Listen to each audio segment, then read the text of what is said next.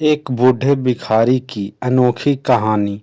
हर दिन एक भिखारी दरवाजे के पास आकर भीख मांगता था और घर का मालिक हमेशा घर के बाहर आते ही उसे देखकर कई बार उसके लिए गालियां भी बकता। वो कहता, तू जिंदा ही क्यों है? पूरी जिंदगी ऐसे ही भीख मांगेगा क्या? धरती का बोझ क्यों बना बैठा है? और कभी कभी उस भिखारी को गुस्से में वह धक्का भी मार दिया करता था। इतना कुछ हो जाने के बावजूद भिखारी के मुंह से सिर्फ यही निकलता कि भगवान तुम्हारे पापों को माफ करे। एक बार सेठ को धंधे में बड़ा नुकसान होने की खबर मिली। सेठ बहुत परेशान था कि तभी उसके दरवाजे पर वही भिखारी आया। गुस्से में अपना आपा खोते हुए सेठ ने उस भिखारी को पत्थर दे मारा। पत्थर लगने के कारण भिखारी का सर फूट गया और उसके सर से खून बहने लगा।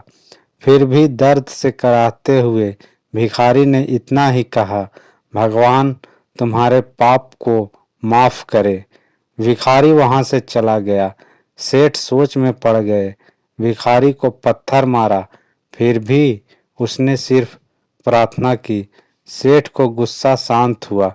भिखारी का रहस्य जानने के लिए सेठ ने भिखारी का पीछा करना शुरू कर दिया। भिखारी जहां जहां जाता सेठ उसके पीछे पीछे जाता। सेठ ने देखा कि कोई उसको खाना देता, कोई उसको मारता, कोई अपमानित करता तो कोई गाली देता। लोग भिखारी के साथ चाहे जैसा व्यवहार करते, लेकिन भिखारी सबके लिए एक ही प्रार्थना करता, भगवान तुम्हारे पाप माफ करे। अब रात होने को आई थी। भिखारी अपने घर जाने के लिए लौटा।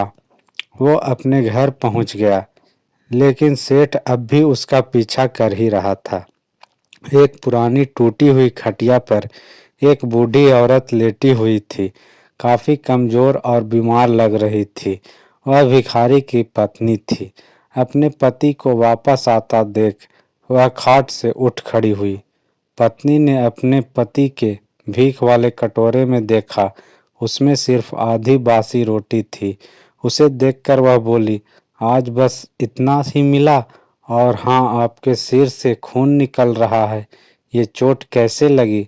बूढ़ा भिखारी बोला, आज बस इतना ही मिला, किसी ने कुछ दिया ही नहीं, सबने गालियां दी और एक ने पत्थर भी फेंका, इसलिए मेरा सर फट गया।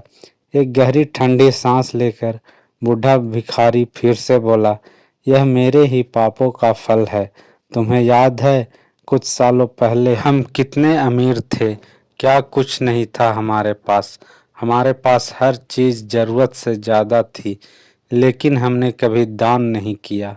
और उससे भी बुरा हमने उस अंधे भिखारी के साथ किया जो हमारे द्वार पर भीख मांगने आया करता था। बूढ़ी पत्नी की आंखों में आंसू आ गए। वह बोली, हाँ, हम उस बेचारे अंधे के साथ बहुत बुरा करते थे, उसका अपमान करते थे, उसे खाने के लिए रोटी की जगह कागज दिया करते थे, उसका मजाक उड़ाया करते थे और कभी कभी मारा भी करते। मैंने कभी उसको रास्ता नहीं दिखाए। एक बार मैंने उसके मुंह पर मिट्टी भी फेंकी थी और वह हमेशा दुखी होकर यही कहता कि भगवान तुम्हें तुम्हारे किए की सजा देगा, भगवान तुम्हारे पापों की सजा जरूर देगा। उसका श्राप सच हुआ और हम इस दुख भरी जिंदगी में आ गए। भिखारी बोला, हाँ, उसका श्राप सच हुआ, इसलिए मैं किसी को बद्दुआ नहीं देता, चाहे कोई मेरे साथ कैसा भी बर्ताव करे।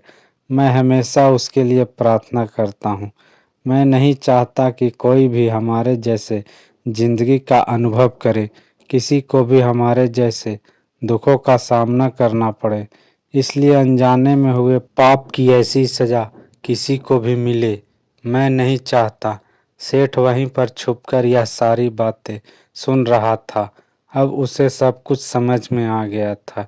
भिखारी और उसकी पत्नी ने वह आधी रोटी मिल बांट कर खाए और भगवान को धन्यवाद बोलकर सो गए।